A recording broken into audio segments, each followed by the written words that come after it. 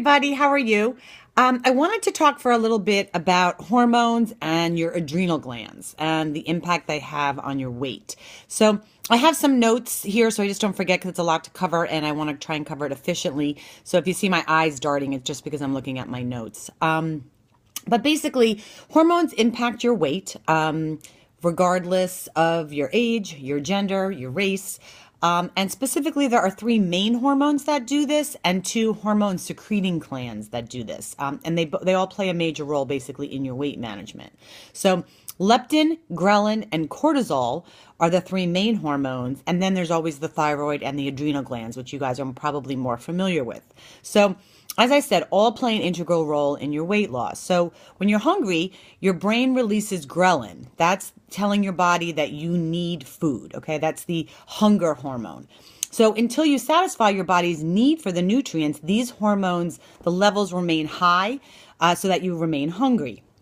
After you've eaten, your body's fat cells basically release leptin, which tells your brain to turn off the hunger. So ghrelin, think of growling, gremlins make you hungry. Leptin is the satiation hormone, and it tells your body, all right, we're good. We've gotten everything we need. When that leptin is created, it tells your brain to turn off the hunger and, most importantly, to start burning fat in your body, which is what we want. We don't want to just lose muscle or water. We want to tell your body to actually burn fat. The release of this leptin is telling your body that it's full. But unfortunately, a lot of people have a hormone imbalance. And when you have that hormone imbalance, it can result in dramatic weight fluctuations. Research suggests that people who are overweight actually have high levels of leptin, which again is that satiation hormone, but people have leptin resistance. And leptin resistance means they have high levels of this circulating leptin, but the receptors in your body cannot accept it. So what they call the neuropeptide Y receptor never shuts off. So your body is always eating. And even though you're actually satiated and you have this leptin hormone, it's not telling your body that you're full. So when the neuropeptide Y shuts off, it signals your body that you're no longer hungry and tells your body to start burning more calories. But if this neuropeptide Y stays on, your brain doesn't get the message and doesn't know that you're satiated, so you don't feel full.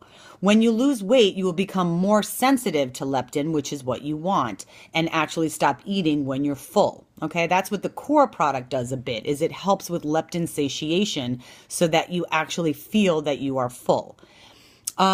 Adrenal fatigue is something that everybody is familiar with as well in different ways.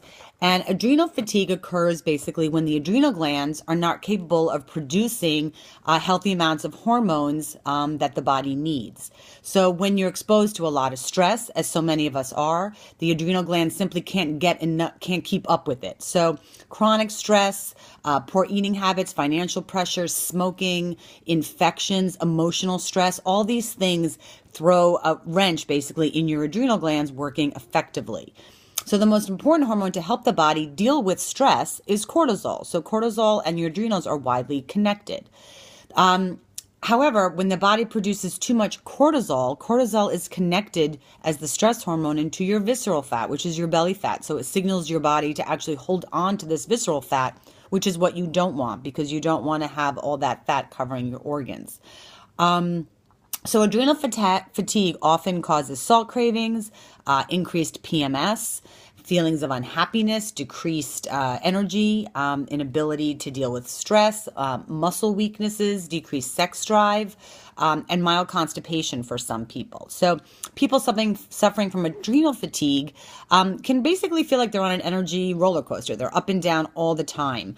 And they go from feeling exhausted to being really, really energized.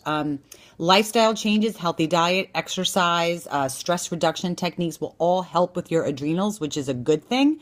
Obviously, getting your thyroid levels checked as well is really important. But basically, eating low glycemic is going to help with this because it's going to help balance your blood sugar levels. And we have another great nutrient called Axe, which is something that I take, which deals with adrenals, hence the A, C, cortisol, T, thyroid support. And this has nutrients in it that are going to help manage all of those hormones so that they stay at an acceptable level. So for someone like me who actually takes thyroid medication because my thyroid is inactive, So I take Synthroid and I take Armor Thyroid. What the Axe does for me is it helps balance my other adrenal, my adrenal glands and my cortisol glands, which tend to be high and ineffective. But it also helps me not increase my levels of Synthroid and Armor that I need. So it helps keep me taking a more natural approach. And I actually do see quite a benefit from that product. So Core and Axe are two products that help a lot with these adrenal glands, as well as eating, healthy exercise. And so my big point here is that it's really like everything connects together, and it's really important to get a hold on all of it. So that's my little bit on adrenals. Bye.